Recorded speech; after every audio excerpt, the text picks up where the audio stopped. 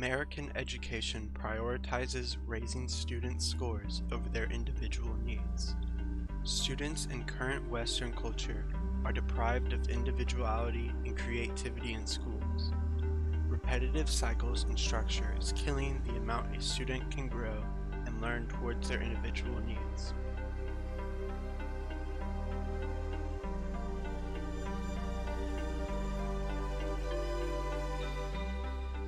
Yeah, some people are good test takers and some people are not, and they're very bright. Prime example, just on a personal level, my wife is an attorney and she's an A student with like 4 point whatever, but it took her 2 times to pass the bar because she wasn't a good test taker.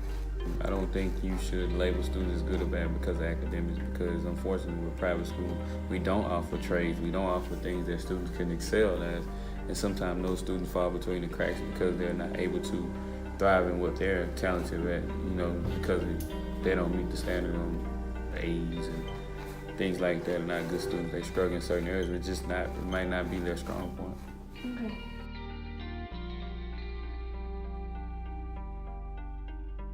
Do you know any students who are considered smart but don't do well on standardized testing? Oh yeah, but that's across the board, across the U.S., across the world. I often say that I think standardized testing is kind of silly. A student is a GPA, a adult is a credit score, and unfortunately, I don't know how to better assess someone than by giving an equal test to everyone or a test that's the same.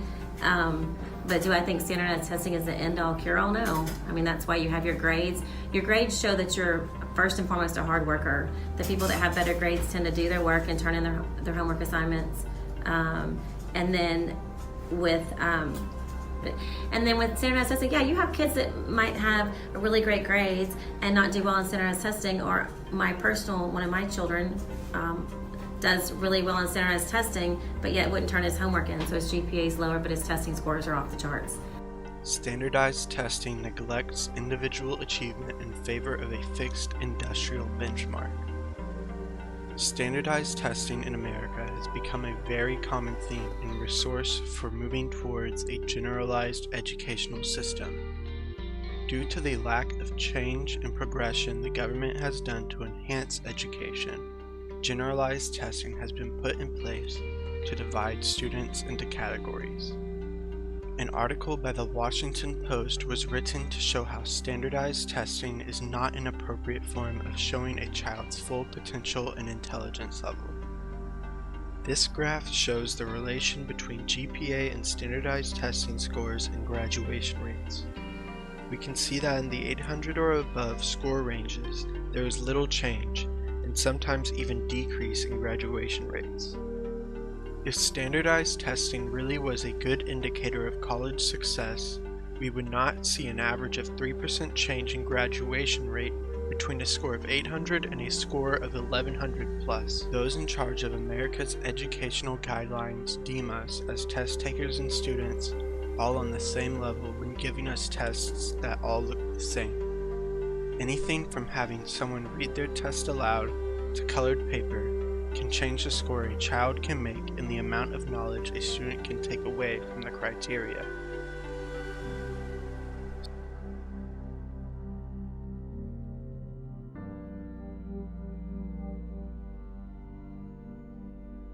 Hello, my name is Lance Warden. I'm a junior, and I'm currently studying the competence of America's standardized testing and counseling in high school.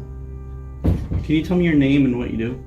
My name is Cindy McLeod, and I'm the Student Achievement Advisor as well as the high school secretary. Have you ever known students who do poorly on standardized testing? Yes. Yes. Did any of those students do well academically in other situations? Yes. Yes. Can you tell me about them? As far as any particular experience? I've observed where in the classroom situation, say history, and so a student could do well homework assignments and then take quizzes and tests, and get A's and B's. But then on a testing day, whether it be standardized, we use MAP here at Westbury, and where a test was supposed to last maybe an hour, 45 minutes to an hour, they're done within 10 minutes.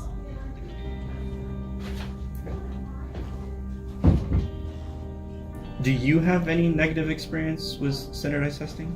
Personally, myself, no. No? Is there any standardized tests that you didn't feel were fair or appropriate to some students? I mean, I taught elementary here at Westbury. So teaching elementary, it was a Stanford test, achievement test, and the students seemed to do or make the effort. But when I moved up to high school, it seemed more that students, it was more of just, I just get it done. Do you feel that our educational system relies too heavily on standardized testing? For what I can observe here in Texas, in talking with coworkers, other teachers that have come from a public school to our private school, I would say yes. Is there any way that you feel we could do better? As far as standardized Yes. testing, I just know when I was in California, being an African American, in Oakland and San Francisco, those cities, they tried to change the test because of the environment and who they were making. Because, for example, you would have an inner city student who had never been camping. So to talk about a tent, see a picture of a tent or a lake, they didn't understand what that was. So I can say, I think in my adulthood, I've seen a change in the way that standardized testing has been done. Now here in Texas, I've only been here 12 years. The testing has changed a lot. And I don't know whether it's because of the state or just because of time. And the recognizing as far as any races, say back in the 70s and how standardized tests were given compared to now 2000 plus.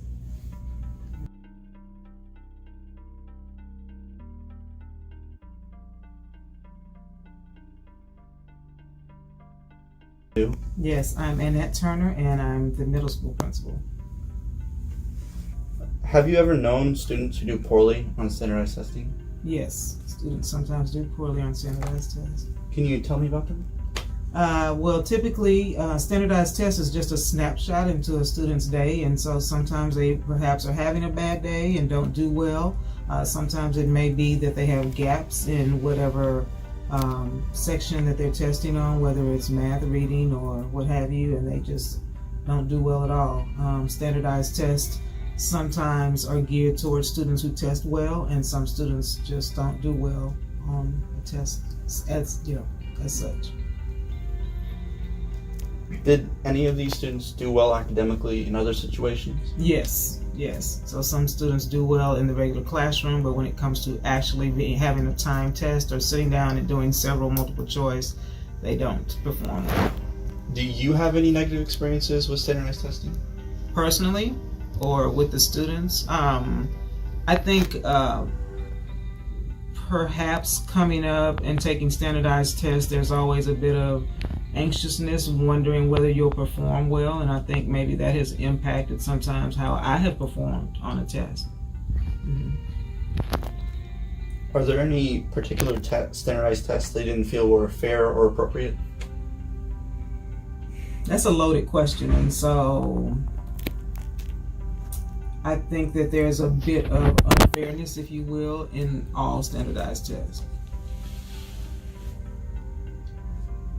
Do you feel that our educational system relies too heavily on standardized testing? I think so. I think that it's necessary, but I think that as a whole, we should look at a variety of assessments for a student and not just one. Are there any examples of when we may have done that? Well, even I think as far as College Board and things like that, as you're preparing for colleges, there are some colleges that only use an ACT or SAT score for admission. There are other schools that look at, their whole portfolio, whether it's their grades that they've received in high school, whether it's their community service. And so when you have that one thing that will allow you to, forge ahead into whatever you're trying to do, if it's that one thing, I just think that sometimes can be unbalanced. Is there any way you feel that we could do better? As far as this school, or just in general? In general, in school, just... Again, I think using a variety of things to assess someone, I think would be better than just one standardized test.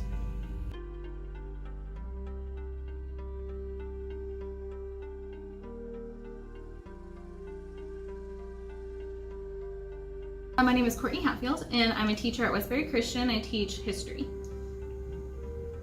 Have you ever known students who do poorly on standardized testing? Yes, I have. Many students. Did any of those students do well academically in other situations? Yes, I've had plenty of students who don't do well on standardized testing, but in my classroom, they prove themselves over and over again that they're very smart and capable students. Do you have any negative experiences with standardized testing? Personally, no. I was fine with standardized testing, but whenever I see students who are struggling with standardized testing, it personally bothers me, because I know that there are so many things that standardized tests don't measure. And what a student can do, what a student is capable of, whether it's in the classroom academically or like what they can do with their hands, that's not a measure of their worth, and we put a lot of emphasis on it as a measure of their worth. We shouldn't. So is there any specific examples you can give us? I have a student who pretty consistently does poorly in both in the classroom and in standardized testing, and I think a lot of teachers might have just written him off if they didn't get to know him on a personal level. Because on a personal level, he is so smart about so many other things. And I know that if he applies himself, and if he, maybe if he goes to a vocational school, or maybe if he just figures out exactly what he wants to do in college, he's gonna probably make way more money than I do. And he failed my class, and that's not a measure of his intelligence. Are there any particular standardized tests that you didn't feel fair or appropriate? So the STAR test is absolutely ridiculous for many reasons, and a lot of it falls on the Texas legislature and how they think about education when none of them are involved in education, so there's that. When I was growing up, it wasn't the STAR test, it was the TOS test and then the TAX test, but it's still basically the same thing, and it's all just dumb. Do you feel that our educational system relies too heavily on standardized testing? I think in public school it definitely does. In public school, there's this pressure for teachers to make sure that their students perform well, and that's not fair to the teachers or to the students, because again, that test isn't a good measure of intelligence. In private school, I think we get a unique opportunity because we don't rely on those tests, and we do take standardized testing, but it's more as a measure of how students are improving, not a measure of do they get to graduate and go on to the next grade. Are there any examples that come to mind? Of? How we do in our specific school?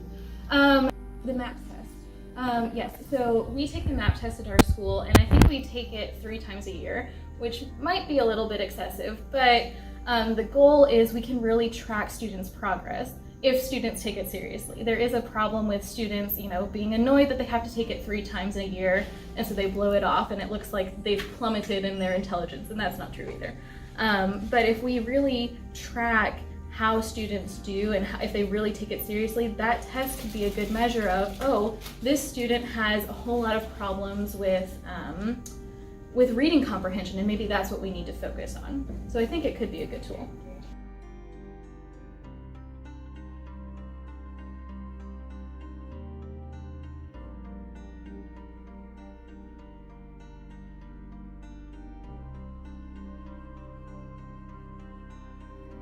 Counseling in schools only provides academic counseling rather than an intimate psychological relationship.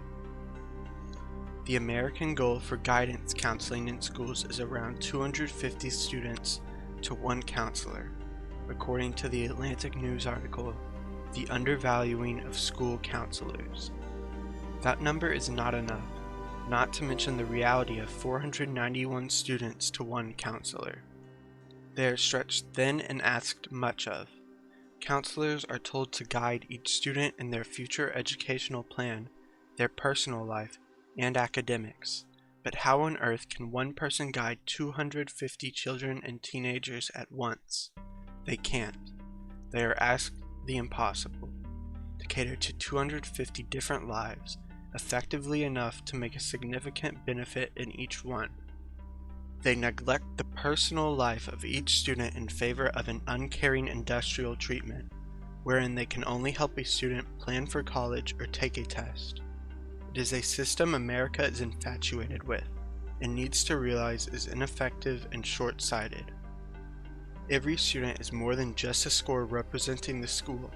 It is a whole life of uncertainty and growth that spends half its time away from a parental influence and in the hands of our educators. The schools must provide physiological growth and guidance beyond the standardized industrial skills to all its dependents. The only way to cater to every student is to create a flexible system that can create time for all by providing focused, individualized counseling.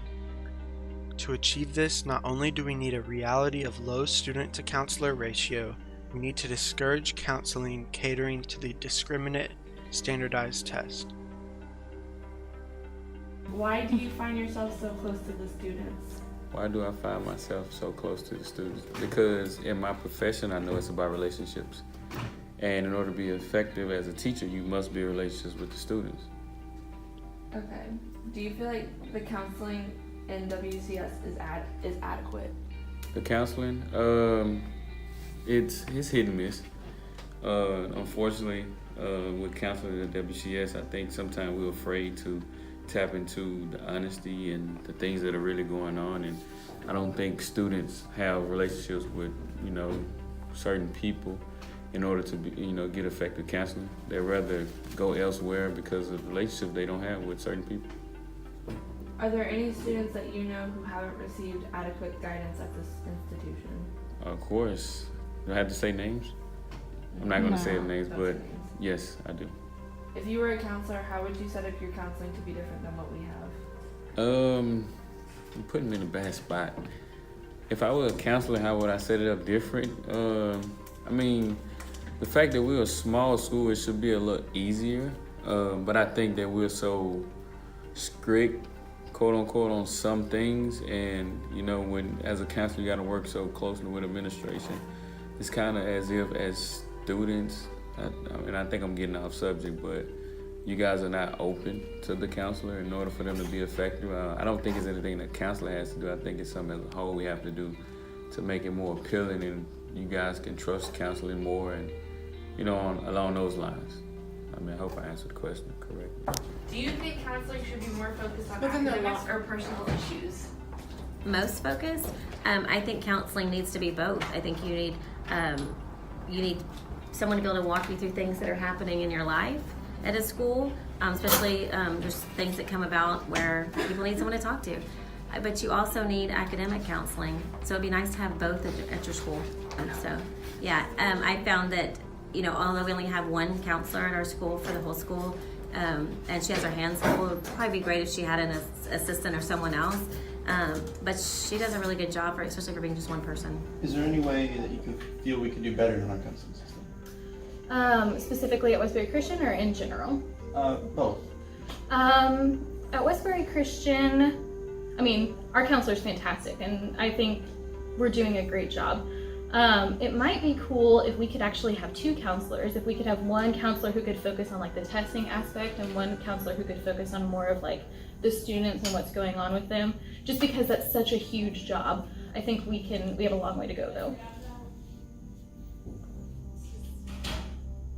What are some downsides to our specific counseling program? I think again, just how much our counselor has to do. I don't know of any specific instances where anything has fallen through the cracks or anything like that. I just know that that's such a huge job, and I'm sure, it would be beneficial if there was some more aid in there. Counseling, we're a K through 12 school, and so we have one counselor. I think that because of our student population, we probably could use another counselor so that person is not stretched so thinly. Our counselor is a guidance counselor, and so while she is available for students to come and talk with her, most of her things are geared toward making sure you're successful academically and in school, and so a guidance counselor of that sort is a little different from someone that's helping you, through some stressors. So, but she can do that as well. But is there any specific way do you think we could just improve on our counseling system? Again, maybe having a second person, where you would have one person for just your lower school because they have different needs, and then you have another person that would be for your teens and up, and so from middle school and high school, that person would be dedicated for the older students. I think that would be beneficial. I know because of different laws that have been passed, counselors are not able to share information even with teachers like they used to years ago. Is there any way that you feel our school specifically could improve on our counseling system? I believe we need it. Personally, I think we should have a counselor for elementary, we should have a counselor for middle school, and then a counselor for high school. So we only have the one right now, but I think we should have one. I know in some of the public schools in different districts, even in high school, you have a counselor, and I don't know whether it's academic or guidance counselor, but for each grade. There's one for 9th grade, one for 10th, one for 11th, and one for 12th. So 5th through 12th grade, we have one person who already has other jobs or duties to do also. And then because of laws, so the privacy on what the counselor can share with the teachers, which I think is important because there's lots of stuff going on with students, and it's carried on into the classroom. American education caters to the majority and ignores many individuals' specialized needs. It utilizes the same test for everyone and the same curriculum. However, intelligence isn't the only thing that makes a difference between grades. Students learn better in different ways and can't reach their potential with standardized curriculum. They perform differently in specific fields, excel in quirky skills undervalued in education, are affected by socioeconomic conditions and life's challenges, and can struggle to give everything to learning through a system blind to such needs. One student can have the greater intelligence and potential than others, but fail because they don't fit into the box created by standardized testing and industrial schooling. There is hope. In private schools such as ours, we can have a closer-knit community of mentors and mentees, and we regularly hold a chapel. The school helps students as much as it can and helps us reach college institutions. However, their effort isn't enough to reach everyone, and there are still students feeling the effects of discrimination in the system.